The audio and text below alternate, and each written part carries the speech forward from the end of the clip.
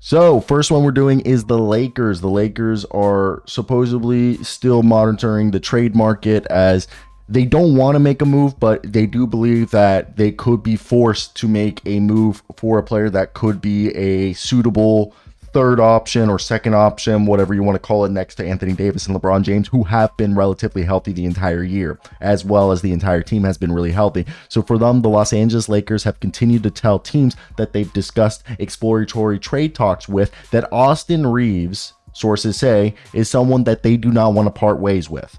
There does seem to be a pathway for DeJounte Murray to a Los Angeles deal. I personally believe it's going to be Rui Hachimura with Gabe Vincent and maybe Max Christie or Jalen Hood-Schifino or both of them. Some sort of combination of those four players. Not all four of them, maybe three of them, maybe two of them. We will see. The biggest thing for the Hawks is that they're cheap and they want draft assets because they gave up too much for Murray to begin with. Now, the Lakers could be willing to include Reaves in a deal for DeJounte Murray, although that would require the Hawks having to send back more value to Los Angeles for compensation. Okay, so basically, if Reaves is traded to, per se, the Hawks, they would want probably young guys like AJ Griffin, Kobe Buffkin, or maybe they want Patty Mills or somebody. Patty Mills hasn't really played, so I don't know how much value you would give them, but you get what I'm saying there. So the Hawks are a team that likes to stay below the luxury tax. And around the league, D'Angelo Russell's $17 million salary is not viewed as a valuable trade asset. It's a neutral, maybe even a negative asset. So it's really just looking at salary filler. And that's why I believe maybe a Rui Hachimura, Gabe Vincent deal would be more likely. So just keep an eye on this. The Lakers will do whatever they can not to trade Austin Reaves. But if they do trade him, it's because they're getting compensation back that they believe is going to help them in the long run. So I want to hear your guys' thoughts. Rest of this will be reporting on other Lakers news. Yo, what's going on, guys? In Lakers news, I want to hear your thoughts down below.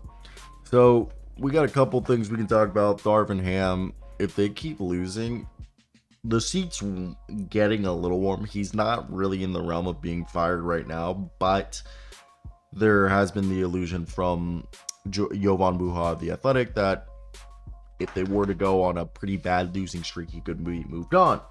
Now, he alluded to on a podcast that, and the information we're about to talk about is from Jake Fisher, but I'm adding some stuff that I heard in a podcast from The Athletic, that with Jovan Buha, the beat writer of the Lakers, that the Lakers, Zach LaVine, it's the contract that really, they don't like, but they're going to make a move. They're going to make a move.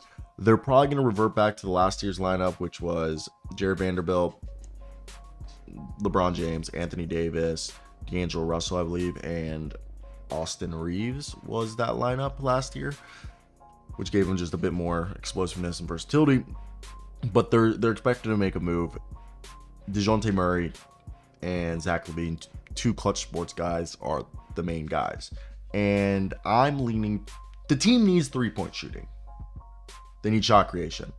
I know DeJounte Murray, Zach LaVine's the better shooter / scorer, an arguable fit to this roster. I personally think DeJounte Murray is the guy they need to go for. He's shooting 38% from three this year, 47% from the field, 21 points a night, 5 rebounds, 5 assists, 1.5 steals. And those numbers are actually the same, basically the same what he averaged last year, but maybe down. I mean, he shot 35%, 34% from last year from three, 46% from the field, 21 points a game, 5.5 rebounds, 6 assists. While with the last year with the Spurs, he averaged 21, 8.5, 9. Okay, 8.5 rebounds, 9, and shot 33. He's a career 34.4% three-point shooter.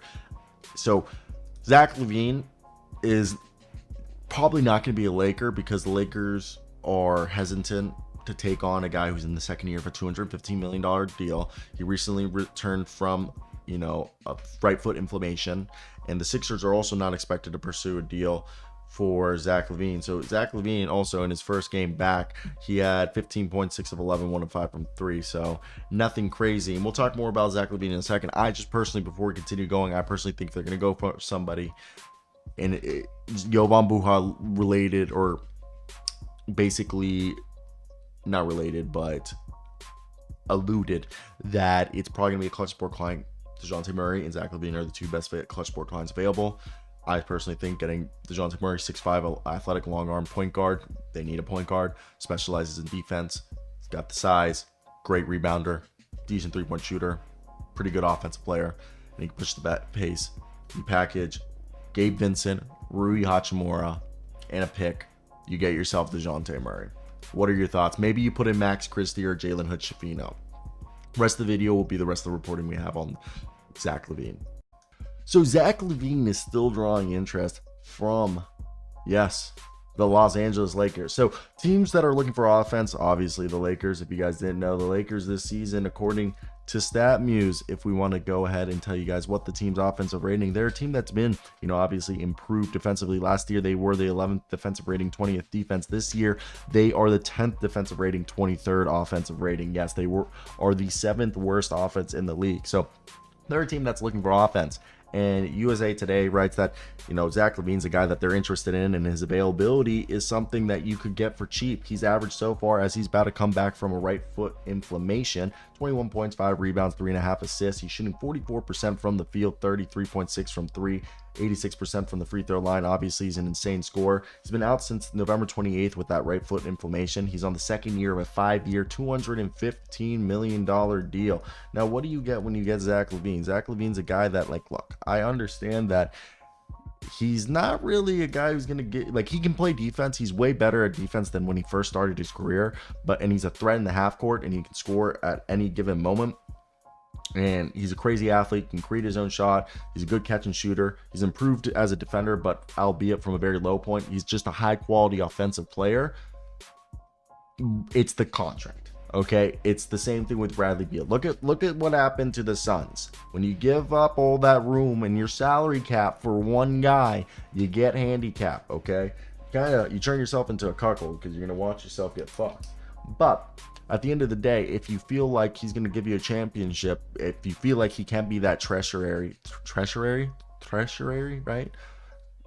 I feel like, I don't know, third option scorer that will put it over the top so that you can win a championship, then go get him. I don't believe that he's that guy, but if you do believe that he's that guy, then there's no reason why you shouldn't go out and get him. There's other players that I think you can go out and get. We've heard that Gordon Hayward and a Gordon Hayward deal could happen. I mean, that works. I think Terry Rozier would be the better option if they're going there. DeMar DeRozan, of course, is another one, and he's on a cheaper deal. So you sit here and you think, what could they do, or what will they do?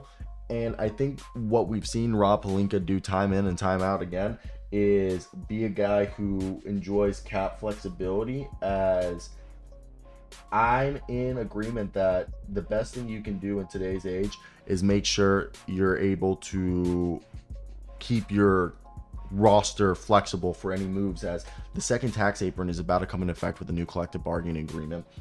And I think that that's just something that you need to be mindful about and be able to continue to finagle and work around. So that's just my thoughts with the Lakers, and let's just get back into the reporting of what else we've heard for the Lakers and Zach LaVine.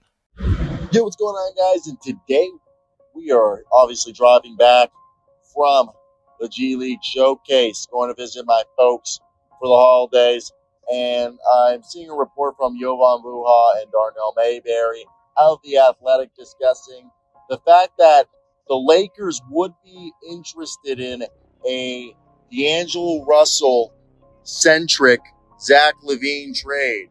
And what does that specifically mean, you guys wonder?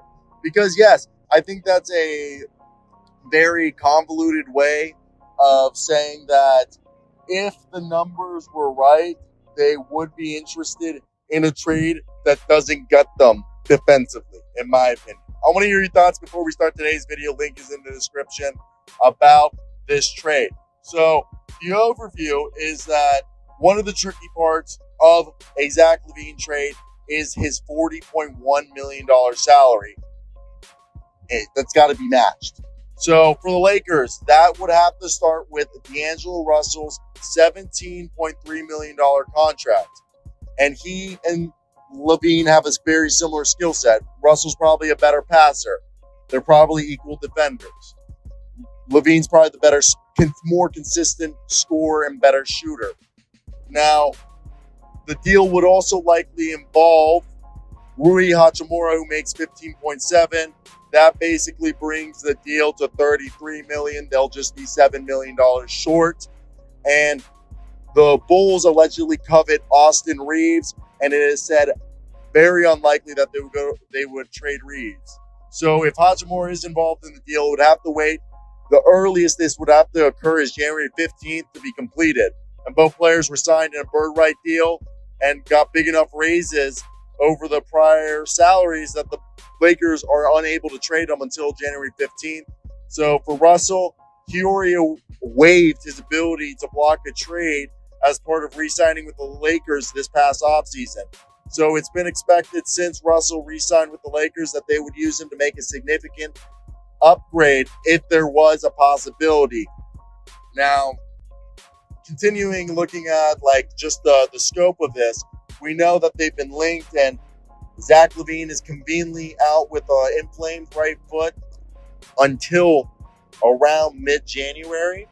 And the Lakers have interest in acquiring Zach LaVine or DeMar DeRozan and Alex Caruso. Basically, they either would want to trade for Zach LaVine straight up or a package of Alex Caruso and DeMar DeRozan. I personally think it is more likely that they trade for DeMar DeRozan and Alex Caruso than Mr. Zach LaVine, because the Zach LaVine deal would require them to give up 3 players. Now, if they were to trade for Alex Caruso and DeMar DeRozan, it would be easier for them to get those players without giving up players who are vital to the rotation. So right now, from the Bulls side, the biggest hurdle is the asking price for LaVine and as well as DeRozan and Caruso. Supposedly Caruso is worth 2 first-round picks, and DeMar DeRozan has the least amount of trade value out of the 3. And if they do trade for DeMar DeRozan, his agent has to basically tell the Lakers that it's a verbal agreement that he will re-sign. So LaVine is probably going to be cheaper in terms of draft assets that they would need to give up to get him. But Caruso and DeRozan, I personally think are the better fit. I think in terms I think they just give them more better players to win now. And the thing is DeMar and Caruso are more vital and integral to the Bulls' turnaround than LaVine is. LaVine isn't playing, and they're playing good without him, and Kobe White's balling. So the Bulls are more motivated to move LaVine than DeMar DeRozan and Caruso. They want to keep Caruso. They basically have him untouchable unless an offer they can't refuse comes across the table. And DeMar says he wants to stay in Chicago, and Chicago values him, but contract extension talks have been put on pause. So the problem with Chicago is that they've quickly developed a reputation for overvaluing their own trade discussions. So that could be the biggest hurdle, as the 3 past failed trades or trade deadlines that they could have sold somebody, they weren't able to because teams pulled out as they felt like the Bulls were overvaluing their own guys. So that is something that could be a doozy for them. Now, on the Lakers fronts, they're just going to remain patient, stay pat. And from Jovan Bua's understanding is that the Lakers prefer a DeMar DeRozan with Caruso or just Caruso by himself, given their contracts. Now, the Lakers have preferred year-to-year flexibility over enduring the long-term salaries of players that they don't feel like are on the same level as LeBron and Davis, as they've done that since their championship run in 2020. They basically don't want to get themselves handicapped like the Cavs did with all the contracts they re-signed after they won the title. So Caruso makes 9.5 this year, 9.9 next year, and DeRozan's on an expiring 28. Both are team friendlies, and Caruso's one of the best defensive players in the league. Now, LaVine is with Clutch Sports. Okay? And we all know Rich Paul, LeBron's childhood friend, runs Clutch Sports. So for them, currently they have 4 players who Cam Reddish, Davis, Jared Vanderbilt, and James, who are all with Clutch Sports.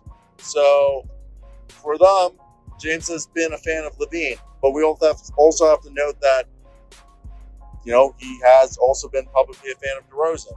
For Levine, though, D'Angelo Russell, like we said, is a better fit, and they're saying potentially either Max Christie or Jalen Hood-Schifino and a pick would have to be involved, and we're talking a first-round pick.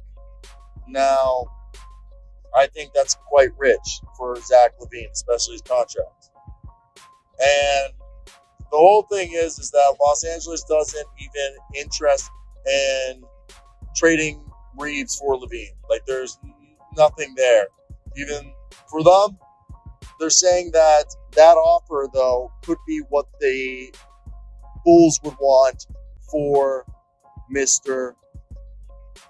DeRozan and Caruso. Adjusting the players involved in the matching salary, the Lakers only have one movable first-round pick, and I think they're willing to move that one first-round pick for both DeRozan and Caruso instead of just one of Mr. Zach LaVine.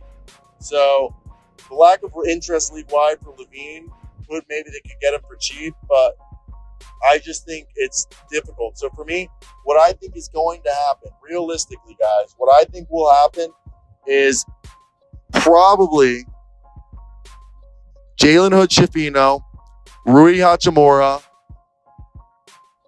D'Angelo Russell, and the only first-round pick they have left traded. And maybe they trade also, I guess maybe they trade also, let's say, Max Christie. And let's say Max Christie, Rui Hachimura, D'Angelo Russell go to the Bulls, and the Lakers send Jalen Hood-Schifino to a different team to get a first-round pick in this year's draft because it's a really weak draft class. Maybe they send Jalen Hood-Schifino to, like, the Thunder, and they get, like, a contract that the Thunder don't want, or a player, like, on an expiring deal with a projected late first in this year's draft. So then the Lakers are able to maybe also a protected pick or a pick swap with a different team, and down the road, something of like that for Jalen Hood-Schifino, so they can still recuperate some draft asset and maybe get a discarded player from like a team like the Thunder or somebody else that has a stockpile of picks. I think that's actually like somewhat realistic. Let me hear you guys' thoughts though.